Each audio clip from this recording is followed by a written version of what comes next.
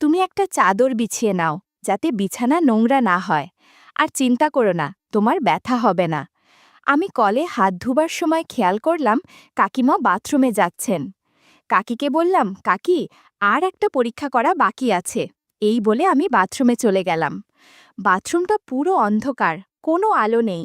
আমি কাকিমাকে বললাম, এখানে তো কিছু দেখা যাবে না, তাই ঘরের টর্চ জ্বালিয়ে করতে হবে। আমার নাম জয়। আমি আমাদের গ্রামের থেকে প্রথম ডাক্তারিতে চান্স পাই, তাই গ্রামের লোক আমাকে নিয়ে খুব গর্বিত। ঘটনাটা তখনকার, যেবার আমি প্রথম গরমের ছুটিতে বাড়িতে আসি। সকাল সন্ধ্যা গ্রামের লোক নানা রোগ নিয়ে আমার কাছে চলে আসে, কারণ তারা ভাবে আমি ডাক্তার হয়ে গেছি। আর আমিও তাদের নিরাশ করি না, কারণ তারা আমায় খুব ভালোবাসে। তবে তাদের বেশিরভাগই জ্বর সর্দি নিয়ে আসে, তাই আমি তাদের কিছু ওষুধ দিয়ে দেই, যাতে তারাও খুশি হয়। এই রকমভাবে আমার ছুটির দিনগুলি বেশ ভালোই কাটছিল।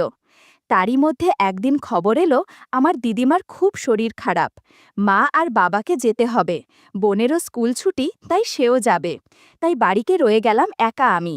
কিন্তু আমার খাবার ব্যবস্থা কী হবে তা নিয়ে মা পড়ে গেলেন ভীষণ চিন্তায়। তখনই মুশকিল আসান হয়ে দেখা দিলেন আমাদের পাশের বাড়ির কাকিমা, যিনি আমাকে ছোটবেলা থেকে কোলে পিঠে করে মানুষ করেছেন। তিনি মাকে বললেন, দিদি, জয় তো আমার ছেলের মতো, তোমরা ওকে নিয়ে কোনো চিন্তা করতে হবে না, ও আমাদের বাড়িতে খাবে। তাই মার আর কোনো চিন্তা রইল না। পরদিন সকালবেলা মা, বাবা ও বোন রওনা দিলেন দিদিমার বাড়ির উদ্দেশ্যে। তাই সকাল থেকে বাড়ি ফাঁকা।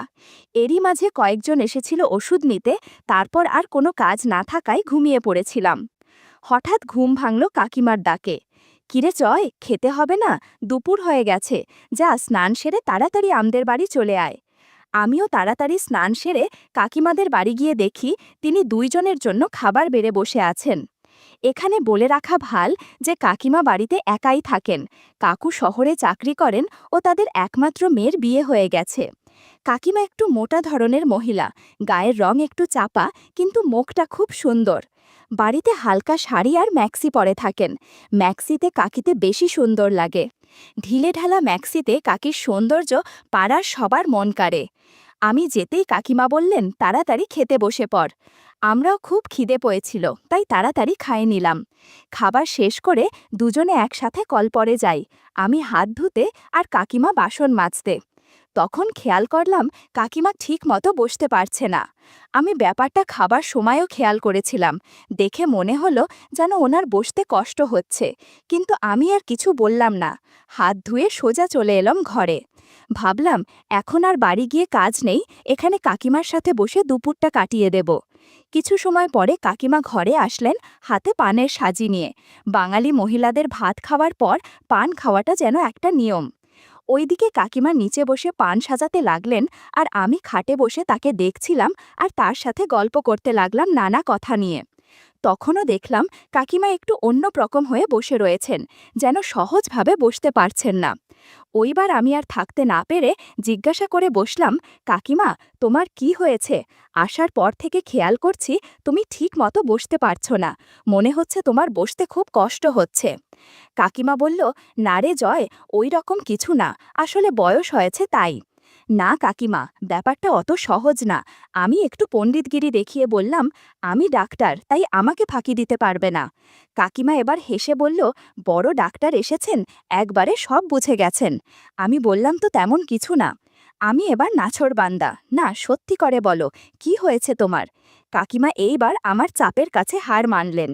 কি বলবো তোকে, প্রায় 2 মাস ধরে তলপেটে খুব ব্যথা, বসলে উঠতে পারি না। আমি কাকিমার কথা শুনে কেমন যেন মনে মনে উৎসাহী হয়ে গেলাম। ভাবলাম, ব্যাপারটা এগিয়ে নিয়ে যাই, দেখি কি হয়। জিজ্ঞাসা করলাম, তাহলে ডাক্তার দেখাওনি কেন? তোর কাকুকে বলেছিলাম, কিন্তু তার তো আর সময় হয় না। বুঝলাম, কাকুর প্রতি অভিমান আছে। মনে মনে ভাবলাম, দেখি কিছু কাজ হয় নাকি। কোথায় ব্যথা বলতে কাকিমা তলপেটের দিকে দেখালেন। আমি বললাম, পরীক্ষা করে দেখতে হবে কি হয়েছে। কাকিমা একটু অস্বস্তিতে পড়ে গেলেন, কিন্তু আমাকে থামতে বলতে পারছেন না ব্যথার জন্য। আবার আমার সাথে খোলামেলাভাবে কথাও বলতে পারছে না, লজ্জা আর সম্মানের কারণে। আমি পর্যবেক্ষণ করে অনেক কিছু দেখতে পেলাম। বন্ধুরা, ইউটিউবের কড়া নিয়মের কারণে এসব ঘটনা সরাসরি বলা যাচ্ছে না। তোমরা কমেন্টে দেয়া লিঙ্ক থেকে আমার ওয়েবসাইট ভিজিট করো, সেখানে একদম খোলামেলা গল্প দেয়া আছে। এ সময় যা যা দেখেছি তা দেখার পর মনে এক অদ্ভুত অনুভূতি হচ্ছিল। ভাবলাম কাকির রোগের চিকিৎসা আমারই করতে হবে। আমার কাছে একটা যন্ত্র আছে যেটা দিয়ে কাকি সরাসরি চিকিৎসা করাতে রাজি নাও হতে পারে, তাই আমি একটা পরিকল্পনা করতে লাগলাম। ওইদিকে বিকেল হয়ে যাচ্ছিল, তাই ওই দিনের মতো কাজ শেষ করে কাকিমাকে বললাম, তোমার রোগটা আমার ভাল ঠেকছে না, অনেক দিন যত্ন না নেয়ার কারণে জটিল হয়ে গেছে। আমি কয়েকটা ওষুধ দিচ্ছি, 2 দিন দেখো, যদি না সারে তবে ছোট্ট অপারেশন করতে হবে।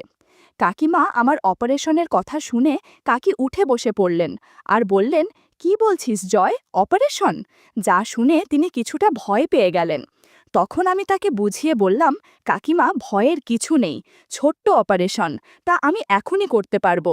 আর ওষুধ তো দিলাম, যদি তাতে ঠিক হয়ে যায় তাহলে ওটার কোনো দরকার নেই, কিন্তু রোগটা আর ফেলে রাখা যাবে না। এমনই দেরির কারণে অনেক জটিল হয়ে গেছে, আর দেরি করলে সারানো মুশকিল হয়ে যাবে।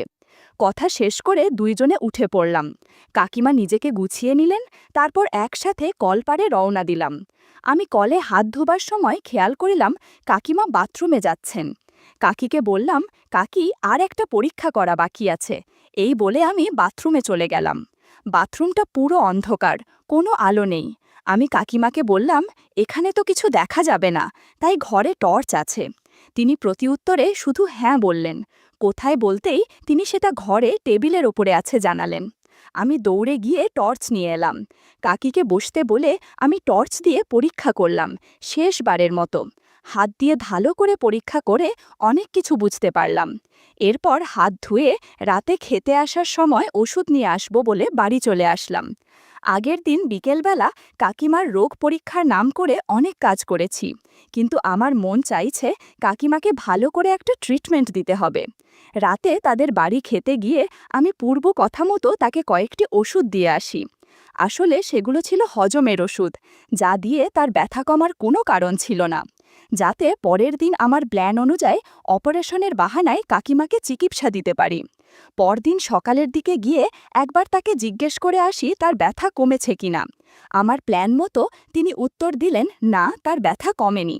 ওইদিকে আমি মনে মনে খুশি হয়ে কিন্তু মুখ বেজার করে কাকিমাকে জানালাম, আজ সারা দিন ওষুধটা খেয়ে দেখো, যদি ব্যথা কমে তবে ঠিক আছে, না হলে কাল অপারেশন করতেই হবে।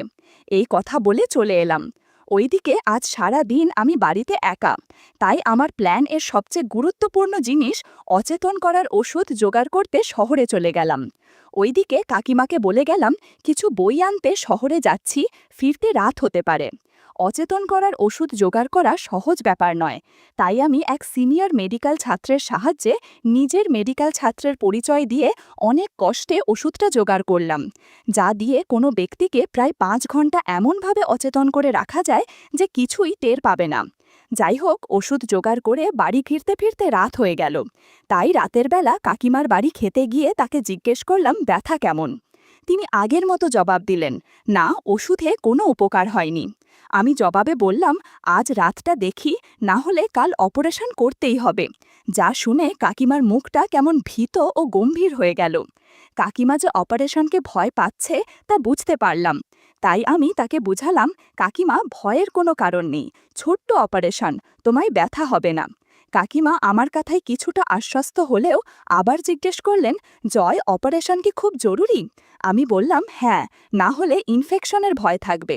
এই কথা বলে আমি বাড়ি ফিরে এলাম, কিন্তু মনের মধ্যে তখন একটাই কথা, কখন সকাল হবে, কখন কাকিমার অপারেশন করতে পারবো।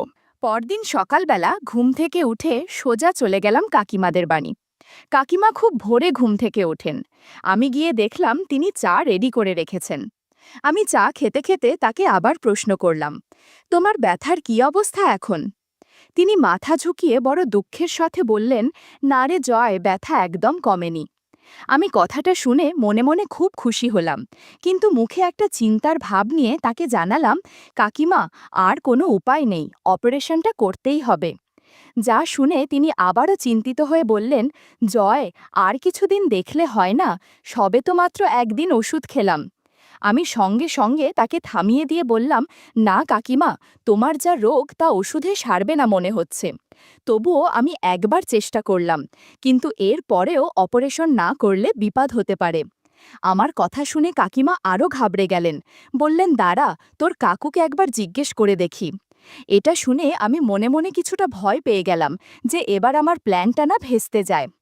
এমন সময় কাকিমা বললেন, জয়, তোর কাছে মোবাইল আছে না?